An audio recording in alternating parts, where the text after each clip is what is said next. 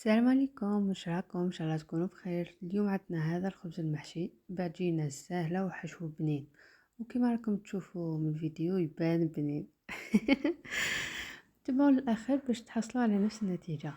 وخلينا نبداو بالحشو. في المقله نديروا شويه زيت ونحطوا البصل. انا درت 3 حبات يكونوا متوسطين، وزدت معاهم 3 حبات زروديه مسكرفجه. نسكرفجوها في السكرفات رقيق باش طيب لنا ومليحه من داك. ونديرو هكا شويه خضره في هذو الوصفات باش اللي ما ياكلش الخضره ما يحسلهمش. وهنا بعد ما ذبلت لنا شويه الخضره، جيت لهنا درت لها شويه ملح كما راكم تشوفوا، وشويه فلفل كحل، ما فيهاش بزاف توابل. وهنا درت شويه زعتره ماشي بزاف، والعكري. واللي حبت تزيد لها شويه طماطيش تاع بطاطا دير لها. وعاودت رديتها فوق النار قسم ما يتخلطوا لنا هذوما التوابل. وضفت هنايا لحم مفروم و3 حبات طماطيش تكون مسكرفجه، وخليتها طيب فوق النار. ودركا ننتقلوا للعجينه. فيها 4 كيسان فارينه، مغرفه كبيره سكر، مغرفه كبيره خميره فوريه، مغرفه صغيره ملح، وربع كاس زيت، بياض حبة بيض، وكيس خميرة كيميائية. ونروحو نلمو بالماء دافي.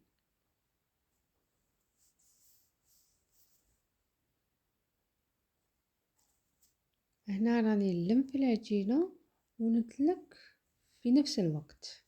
نعجنوها واحد 5 دقائق. بعد ما نعجنها 5 دقائق وما نطريوش العجينة بزاف باش كي نكونوا نظفروا فيها مع التالي ما تطلقش روحها بزاف.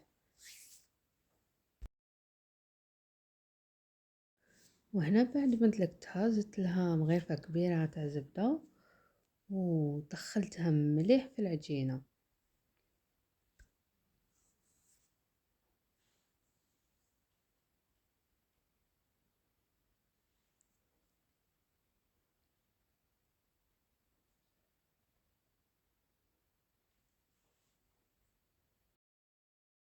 كي دخلت الزبدة في العجينة رحت غطيتها وخليتها تخمر. وهنا بعد ما خمرت لنا نروحو نقسموها. هنا قسمتها على زوج، وللأمانة هذه العجينة اللي راني نخدم فيها الزت قسمتها على زوج.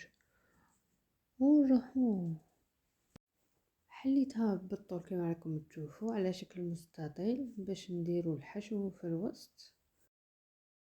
هنا راني ندير في الحشو وزدتلو فرمات من الفوق اي نوع تحبوه.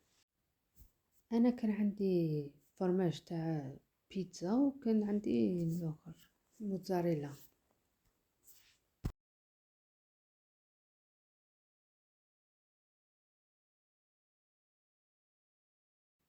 وقطعت الاطراف بالتساوي باش كي نجيو نضفروهم يجونا كيف كيف.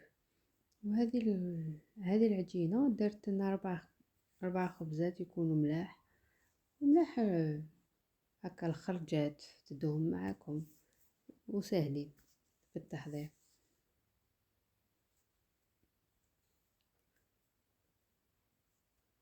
وانا كما راكم تشوفوا راني نضفر وحده بوحده، وحده كوش وحده دروات، وحده كوش وحده دروات. وكي نكملو ندهنوهم بصفار حبه تاع البيض اللي كنا خليناها من الاول. في الاول درنا غير البياض، ودركا هذا الصفار نزيدو له شويه حليب وندهنو به ونديروهم يطيبوا من الفوق ومن التحت. واذا عجبكم الفيديو متنساوش الاشتراك وديروا لنا جيم. وهذه هي كانت النتيجة النهائية، ان شاء الله تعجبكم والسلام.